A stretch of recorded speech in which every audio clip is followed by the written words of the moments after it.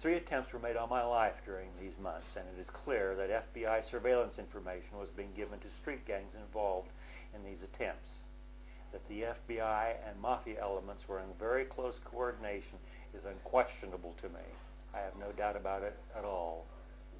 William Pepper has written me as follows about a chapter in my book dealing with these. Dear Stephen, I have read your chapter, and you certainly were subject to some sinister FBI activity. Yours as ever, Bill Pepper. 2 years ago, I made a formal complaint to the FBI's Office of Professional Responsibility, then headed by their agent John Condit. I personally delivered the complaint to the FBI in Prague and sent a copy to Agent Condit in Washington. He responded and said that he had ascertained that Agent Collins had done nothing wrong. In July 2004, I did a web search and found the following notices. On the 17th of February 2004, the Associated Press reports retired FBI agent and former chief internal watchdog John H. Condit has pleaded guilty to sexually assaulting a little girl and also admitted to molesting other children prior to his joining the FBI. Agent Condit has been sentenced to 12 years in prison. Tarrant County Assistant District Attorney Mitch Poe said he's a typical child molester. A prior law enforcement officer should be held to a higher standard because he definitely knows the difference between right and wrong. Condit said he's been attracted to other children over the years and has abused others. Condit was in charge of the whole FBI department on enforcing ethics and professional behavior. I was actually not surprised about discovering this about his arrest. I have ascertained for some time that corrupt politicians knowledgeably appoint such people to important posts because they can then be controlled. The institutionalized corruption of the FBI has been well documented in going back to J.Edgar Hoover's ties with the Mafia. The Mafia does not exist, J.Edgar Hoover always used to say, but as investigative journalist Anthony Summers, formerly of the BBC, disclosed in his biography of him, The Secret Life of J.Edgar Hoover, that didn't stop Hoover from betting on the horses every weekend to take advantage of tip-offs on Mafia-rigged races.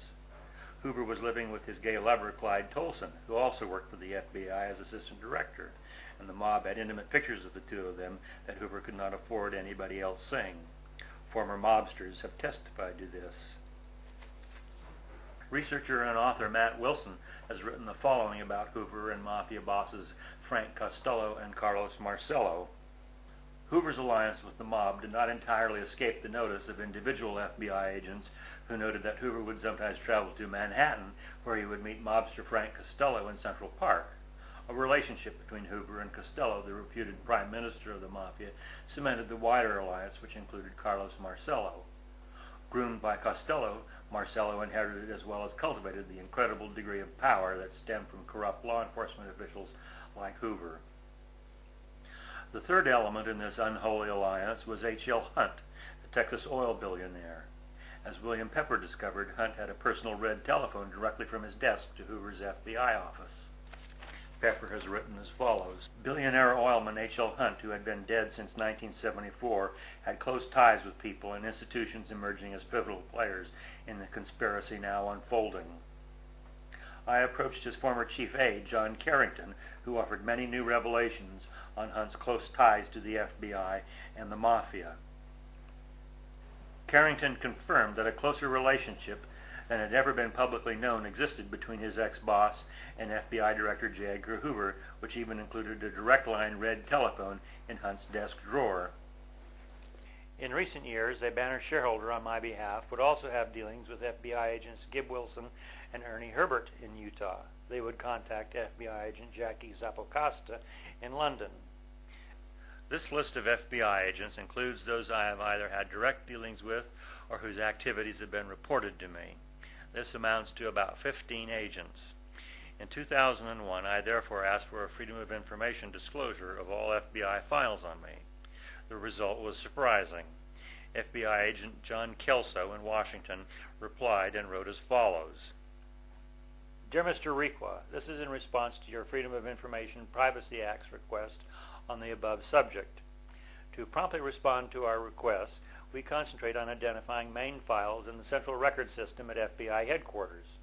Although no main files concerning your subject were located by our search, we did find a reference to a similar name. This reference is in a file that is unavailable, so we cannot determine if it concerns your subject. The file has been placed on special locate, and you will be notified if and when we verify the information is pertinent to your request. I think the mendacity of this is transparent, that after 15 agents had been involved with me over many years and that the FBI would not have files under my accurate name is simply not believable. So back in 1993, when Agent Collins was active in Utah in his schemes against Banner International, he was probably confident that his misconduct would not have any adverse consequences. The unlawful and corrupt receivership actions were proceeding in the Utah court, and Banner's assets got duly assigned to corporate entities set up by the receiver with himself personally as a principal. The receivership action was entered by Judge Medley on 24-hour notice and without any evidence for any possible insolvency, when in fact the company had no debt and we had $400,000 in cash in our checking accounts. The president of the new company that got Banner's assets was Roger Bowers, one of the geologists I had retained for Banner. Besides writing my book in Europe during the 1990s on the Banner takeover, I also reorganized a majority of the former shareholders into a new company, Banner Development Corporation, and we managed to recover one of the Nevada mining claim groups at Merritt Mountain. Again, I could focus on reassembling a portfolio of geologic data and maps, and on giving presentations to investors. In 2002, we discovered a major new vein at Merritt Mountain that ran for almost 2 miles. John Prochnau has commented on Merritt Mountain. I think Steve's work with Banner at Merritt Mountain on a conceptual basis was excellent. His thoughts about the potential gold and silver targets at the 2 properties was very good. Merritt Mountain is first of all in one of the most prolifically gold mineralized regions in the world, Nevada. Nevada has a production of gold of 9 million ounces per year, which places it 3rd in the world after South Africa and Australia, and very close to Australia. Merritt Mountain itself is located at the north end of a trend of gold deposits that are currently operated by Anglo Gold and produce, I believe, on the order of 300,000 or 400,000 ounces of gold per year. The geologic elements at Merritt Mountain are very conducive to gold mineralization themselves, and there have been a number of showings of gold identified at surface on the property, which have never been tested by drilling or other physical methods. Also in 2002, a London TV station broadcast a program by a student filmmaker, Johan Eriksson, that included coverage of Roger Bowers, a geologist I had hired in the late 1980s for Banner International.